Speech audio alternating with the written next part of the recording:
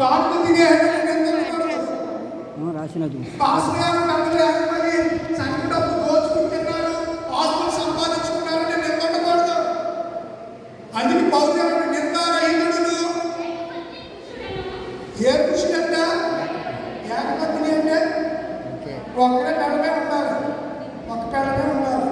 ఇద్దరు పెళ్ళాలు ఉన్నా కుదరదు. బైబిల్ యాక్సెప్ట్ చేయదు. రెండోది నిందారహితుడు ఒకటి కాదు. ఏ బుద్ధి? స్వస్థ బుద్ధి అంటే మంచి బుద్ధి. మర్యాద మర్యాద ఉండదు. ఏం మాట్లాడితే దానికి తెలియదు. మర్యాదస్తుడు అతిథి ప్రియుడు అంటే ఎవరైనా అతిథులు వచ్చినప్పుడు గౌరవించి మంచినీళ్ళు తాగుతారు సార్, కూర్చోండి సార్. ఈ అతిథి ప్రియుడును బోధింపదగిన వాడును ఏంటి తాగుబోతాడు అయి ఉండకూడదు. ప్రార్థన అయిపోయి ఇంటికి వెళ్ళి ఓ కోట వేసి ఉండేవాడిని కాకూడదు. ఏమై ఉండాలంట? ముందన్నీ ఎలా ఉండకూడదు అన్నాడు. ఇప్పుడు ఎలాంటి వాడో చెప్పు. సాత్వికుడును ఏంటంట? చెగడం. చూసుకుందామా? చూసుకుందాం. నువ్వు నేను పేరు అలాంటి చెగడవాడు వాడు కాకుండా ఉంటాడు. ఏంటంట? మీకు తెలిసిన మీకు చెప్పాలండి. ధనాపేక్ష లేని వాడు, సంపూర్ణ మాన్యత తగ్గింపు కలిగి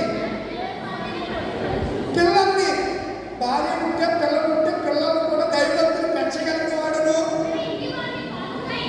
ఇంటి వారిని కుటుంబాన్ని బాగుగా ఏడువాడును ఉండవలను. నా ఇంట్లో ఏకపోతా బయట చెప్పండిరా. ఇంట్లో ఏకపోతా ఇంట్లో పిల్లి మామూలుగా బయట ఇలా తిప్పుతాడు. వెళ్ళి కళ్ళ దగ్గర తిప్పాడు అనుకో, పడుకున్నాక తెలియలాగా ఏం చెప్తుంది?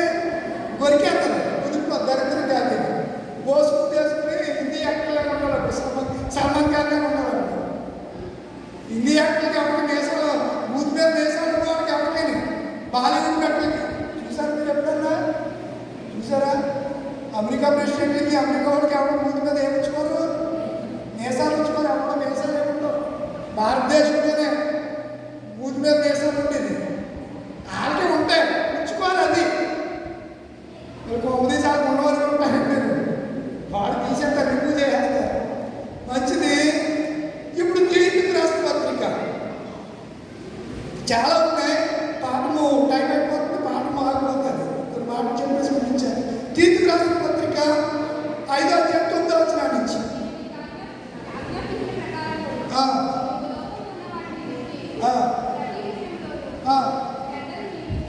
ఏంటమ్మా?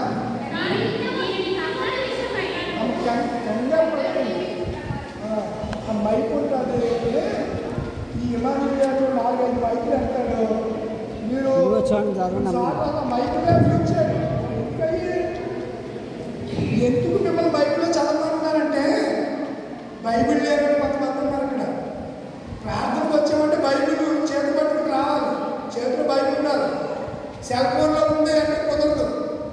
కంపల్సరీగా చేతిలో బైబిల్ ఉండాలి. సంఘ ఆరాధన పుస్తకం ఉండాలి.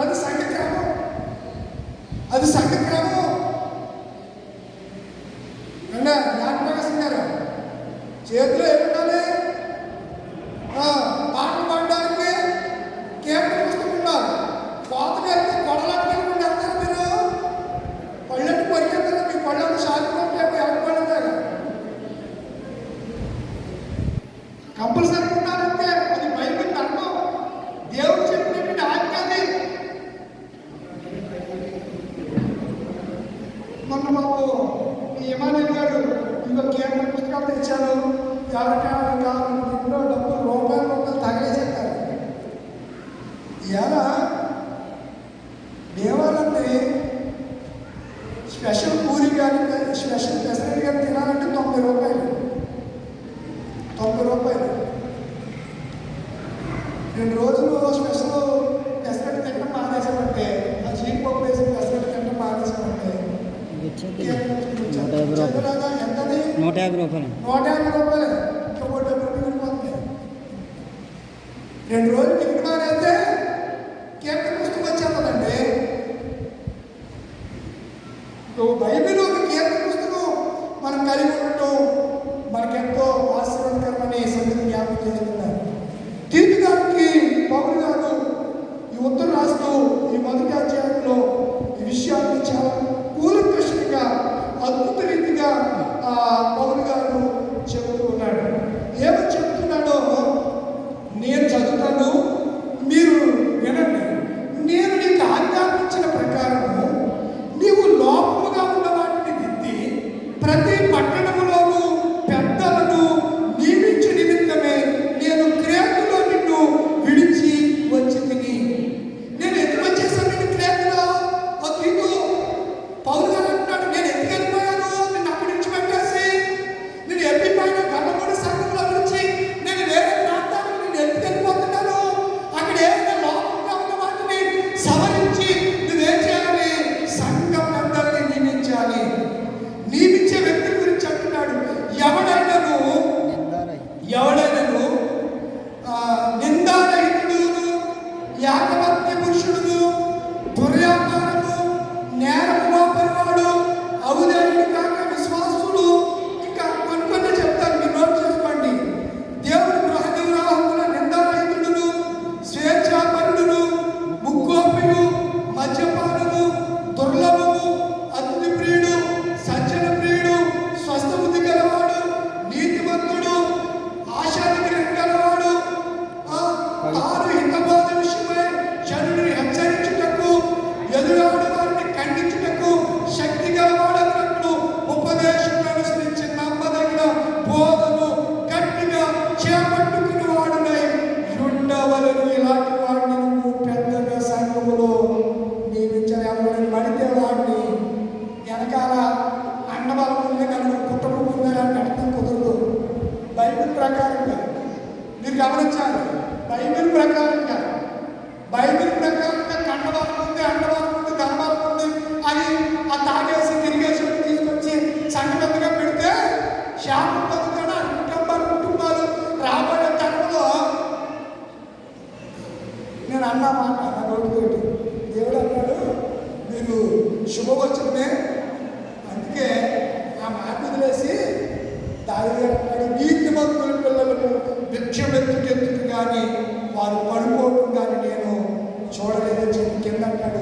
సింహం పిల్లలైనా ఆకలి కొడుతూ చూశాను కానీ నీతిమంతుల పిల్లలు ఆకలి కొడుకుంటా నేను చూడలేదని మాట్లాడాడు. ఎవరు?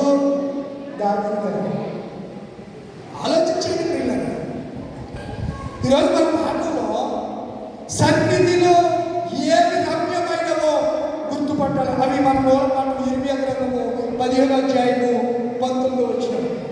2వ భాగంలో ఇదిగో నేను మీ మధ్య నుంచి వెళ్ళిపోతున్నాను, మీ మధ్యకి ఎవరు వస్తారు? క్రూరమైన తోడేళ్ళు అంటే మనుషులే, తోడేళ్ళు వంటి వాళ్ళు మీ మధ్యకి ఉంటారు. తోడేళ్ళు వస్తే మీరు ఉంటారంటే ఇలా నిజంగా తోడేళ్ళతో ఉంటారా? చెప్పండి. కుక్కొస్తేనే కుక్కొచ్చి దాని నోరంతా తీసి అలా మొక్క మీద ఒరిగిందంటే కేకలో మొక్కలు కింద ఉంటారు. కుక్క మొరుగుకే మనం భయపడిపోతూ ఉంటాం. అందుకే కొన్ని ఇళ్ళ దగ్గర బోర్డు ఉంటారు, ఏమని కుక్కలు ఉన్నాయి అట్లేదు కుక్క ఏం చేస్తుంది అంటే అది వచ్చి పేకట్టేసుకుంటారు. పేకట్టేసుకుంటే ఏమవుతుంది? రేబీస్ అనే వ్యాధి వచ్చేస్తుంది. వచ్చాక ఏమవుతుంది? చచ్చిపోయేటప్పుడు సేమ్ కుక్కలాగానే చేస్తాడు. చేస్తున్నట్టు అలాగే ఉంటాయి. నేను ఎస్ఆర్కే ఉద్యోగం రాకముందు తాడేపల్లిలో రోగి ల్యాబ్ ఉండేది. మా బావగారు ఆయన ఫ్రెండ్స్ మాట. తాడేపల్లి తాలూకా ఆఫీసు ఎదురుకుంటేనే ఉడిపి హోటల్ ఉంటుంది. ఉడిపి హోటల్ పక్కనే కెనరా బ్యాంక్ ఉంటుంది. కెనరా బ్యాంక్ ఆపోజిట్ రోగి ల్యాబ్ మద్దాల రోనాల్డ్ అని ఆయన పేరు. మంచి డిఎంఎఫ్ మంచి వైద్యం టెస్ట్ చేసేవాడు. నేను సేవ చేస్తూ ఆ ప్రాంతంలో గుడి మా ప్రాంతం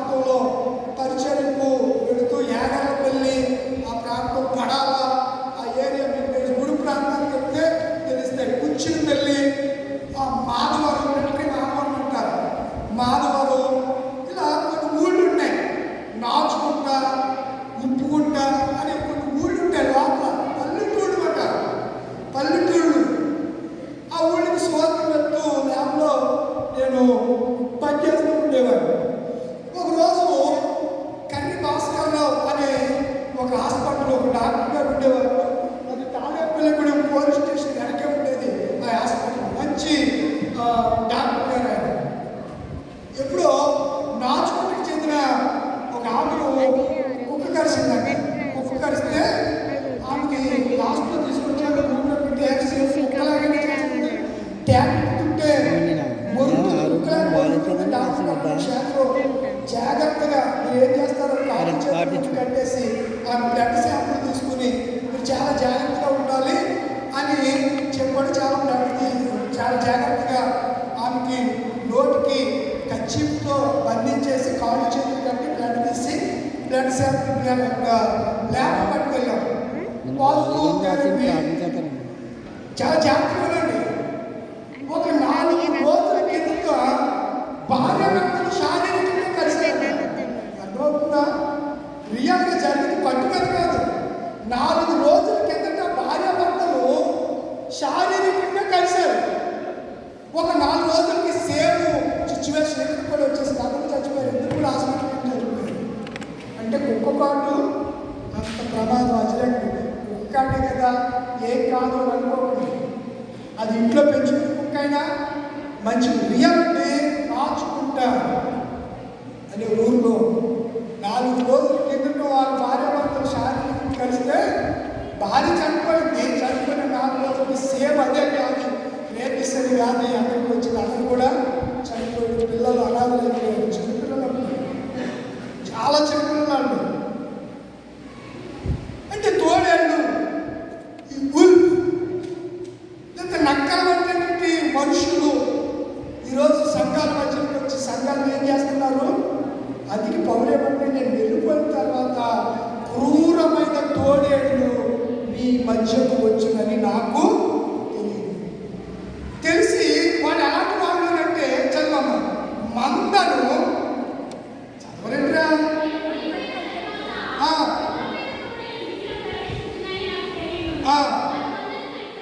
ఏమందనే? ఈ మందనే. ఏమందా?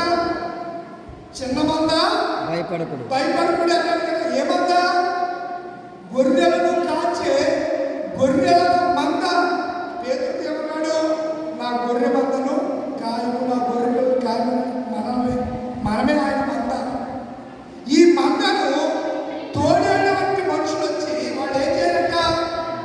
కనికరపడరు. ఎవరైనా పెడుతుందమ్మా కనికరం. ఈరోజు కొంతమంది కాపర్లకి కనికరం లేదు సంఘం మీద.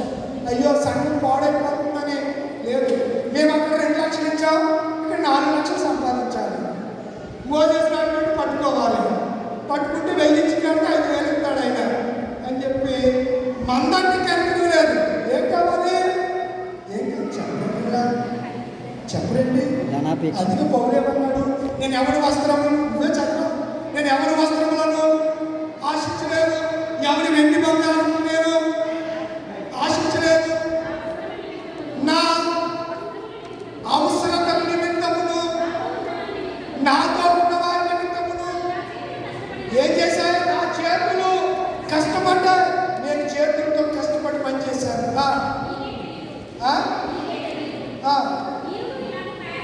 మీరు కూడా ఏం చేయాలి? మరి ఇప్పుడు ఏం జరుగుతుంది? పౌలు గారిలో ఎవరైనా చేస్తున్నాడా? చెప్పరేంటిలా అమ్మా లూదేం గారా? పౌలు గారు ఏమన్నాడు? నా చేతులతో కష్టపడి నేనే ఇచ్చాను. ఇచ్చుకోవడం కాదు, పుచ్చుకోవడం కాదు, ఇచ్చుగా దాన్ని. నేను ఎవరి వెంటిని కానీ, ఎవరి బంగారం కానీ, ఎవరి వస్త్రాలు కానీ. కొంతమంది అంటారు ఆ సంఘానికి ఏంటంటే ఎప్పుడు కూడా కొత్త వస్త్రాలు ఎక్కలేదండి. మరి గుడ్డలు ఎక్కడ పోతాడేవాడు? వాళ్ళు పెడితే 1000 రూపాయలు 1500 పెడతారు. ఇవాళ ఒక బ్రాండెడ్ షర్ట్ కొనాలంటే సుమారు ఒక డ్రిల్స్ కానీ బ్రాండెడ్ జాకీ అలాంటి కొనాలంటే 7,000 నుంచి 10,000 రూపాయల షర్ట్ ఉంటుంది. ఒక షర్ట్. ఒక కాల్కి జీప్ కొనాలంటే 5,000 నుంచి 6,000 ఉంటుంది. బ్రాండెడ్ వస్త్రాలు. బ్రాండ్ మీరు అందరూ కూడా బ్రాండ్గా అంబాసిడర్లే. మీరు నాన్ బ్రాండ్ వాడలేదు అమ్మా. వాళ్ళు కూడా మా పిల్లలు అందరూ బ్రాండ్ అద్దాలు, బ్రాండెడ్ వాచీలు, బంగారం కూడా pure 99 carats, 24 carats, pure gold carat 24 carats. 24 మాకు అన్నట్టు మరి మధ్యలో బయట నుంచి పంపించుంటాను మీకు మీ అక్కడు ఎప్పుడు సార్ కూడా ఎప్పుడో బ్రాస్లెట్ చేసుకోవాలి మరి జాగ్రత్త. బంగారం కూడా తుప్పు పట్టేస్తున్నాను వ్యాపారం పత్రికలు లేదమ్మా ఇస్తేనే ఉంది కదా. ఈ బంగారం కూడా తుప్పు పట్టాలని ఏం చెప్పాడు, అందుకని వెళ్ళి బ్యాంకులో లాకర్లో దాచుకుంటున్నారు. ఆ లాకర్ బోర్డు ఎవరో తెలుసుకుని మొత్తం వచ్చేసి దోసేస్తారు. ఎక్కడున్న ప్రమాదమే, ఇంట్లో ఉన్న ప్రమాదమే, బ్యాంకులో ఉంటే బ్యాంక్ మేనేజర్ కొట్టేస్తారు, ఇంట్లో ఉంటే దొంగలు కొట్టేస్తారు. శుభ్రంగా వేసుకుని తిరగండి. అలా వేసుకుని తిరిగితే పీక్ పోసేసినే ఉన్నాయి, దొంగతనం ఉంది. చాలా భయంకరంగా పరిస్థితులు రెండు దినాల్లో ఉన్నాయి. ఇందుకు నేను వెళ్ళిపోయిన తర్వాత క్రూరమైన కోడళ్ళు ఈ మధ్యలోకి వస్తే వాడు మందను కనికరింపరు. ఏం పలుకుతారని చెప్పాడు, ఈ మాట చెప్పాడు. నేను వెళ్ళిపోయిన తర్వాత నేను వంకర మాటలు అనేదానికి నేను ఈ థియాలజీలోను అలాగనే ఈ గూగుల్లో మీరు కూడా గూగుల్లో సర్చ్ చేస్తే వస్తారు వంకర మాటలు. మీరు చెప్తున్నాను ఏంటంటే వంకర మాటలు అంటే నిజము కాని మాట. వంకర మాటలు మీనింగ్ ఏంటి? నిజము కాని మాటలు, మోసపూరితమైనటువంటి మాటలు, ఇతరులను తప్పుదోవ పట్టించే మాటలు, కపటముతో కూడినటువంటి మాటలు, వక్ర భాషను అర్థ అసత్యాలుగా సూచించే మాటలను వంకర మాటలు అని మనలో కూడా చాలా మంది వచ్చేస్తున్నారు. ఈయన అంటారు ఈడేమో వక్రోడు, ఎప్పుడు చూసిన నిదానం మాట్లాడి చేస్తాను. వక్రోడు ఏంటి? వక్రోడు. వంకర మాటలకి మీనింగ్ మీరు గూగుల్లోకి వెళ్ళి సెర్చ్ చేయండి. ఏమనుకుంటారు వంకర మాటలు అని అంటే మొత్తం దాని బయోడేటా అంతా వచ్చేస్తారు. అబద్ధాలు నిజమని చెప్పి నిజము దాచివేసి అబద్ధాలు చెప్పడం వంకర మాటలు. రెండవది మోసం, ఇతరులు నమ్మించి మోసం చేయడం వంకర మాటలు. 3 కపట బుద్ధి, మనసులో ఒకటి పెట్టుకుని బయటకు వేరే మాట్లాడడం. ఇవన్నిటిని కూడా ఏ మాట్లాడతారు? వంకర మాటలు. పౌలు గారు ఏం చెప్పారు? నేను వెళ్ళిపోయిన తర్వాత క్రూరమైన తోడేళ్ళు మీ మధ్యకు వస్తే వారు మందను కనికరింపరు. కనికరింపకుండా ఏ మాటలు పలుకుతారు? వంకర మాటలు పలుకుతారు. వంకర మాటలు కనుక సంగమా చాలా జాగ్రత్తగా ఉండండి. అందుకే సంఘం ఎలా ఉండాలంట? మెలకువగా ఉండాలి. ఎలా ఉండాలి? మెలకువగా ఉండాలి. సంఘం మెలకువగా ఉంటే విరోధైనటువంటి సాతాను ఖర్చు సాతాను మనల్ని మోసపరచకుండా, ఎవడును మిమ్మల్ని మోసపరచకుండా చూచుకునండి. ఈ దినాల్లో మోసం చేసేవాడు ఉంటే మోసపోయేవాడు కూడా ఉంటారు. కనుక మనం ఎలా ఉండాలి? చాలా జాగ్రత్తగా ఉండాలి. సంఘ పెద్దలు ఎలా ఉండాలి చెప్పాలి కదా, మనకు చెప్పడానికి ఇష్టపడలేదు. కనుక పిల్లరా ఇలా ఉంటే దేవుని సన్నిధి ఎవరితో ఉంటుంది? మనతో ఉండాలి. అక్రమంగా ఉంటే దేవుడు మనతో ఉండలేడు. అక్రమంగా ఉన్న తర్వాత అక్రమం చేసి ఆయన ఎదురు పడితే అక్రమం చేయవాడు వాళ్ళ ఆయన నుంచి వెళ్ళిపోబట్టాడు. ఇప్పుడు ఆరాధనలో నిలబడకపోతే ఒక దినాన్ని తీర్పు దినాన్ని ఆయన సన్నిధిలో నిలబడి తీర్పుకి నువ్వు సంజాయించవలసిన పరిస్థితి ఉంటుంది. ఇప్పుడు మోకరించి నువ్వు ప్రార్థన చేయలేకపోతే ఒక రోజున మోకరించి గుండు బాదుకుని ప్రభువా నీ నామాన్ని దెయ్యాలు వెళ్ళగొట్టలేదంటే నువ్వు ఎవరికో నాకు తెలియదు అంటాడు. చెప్పి వేసుకొని చెప్పి మాట్లాడగా బుద్ధిమంతుడు బండ మీద ఇల్లు కట్టుకున్నాడు, బుద్ధిహీనుడు బుద్ధిమంతుడు ఎక్కడ కట్టుకున్నాడు? బండ మీద కట్టుకున్నాడు. బుద్ధిహీనుడు ఇసుక మీద కట్టుకున్నాడు. రెండిళ్ళు కూడా పడుకోనియా పడలేదు కదా. లేదు కూలిపోయింది, ఇసుక మీద కట్టిన ఇల్లు కూలిపోయింది. కనుక పిల్లల దేవుడు పిల్లలారా మన దినాల్లో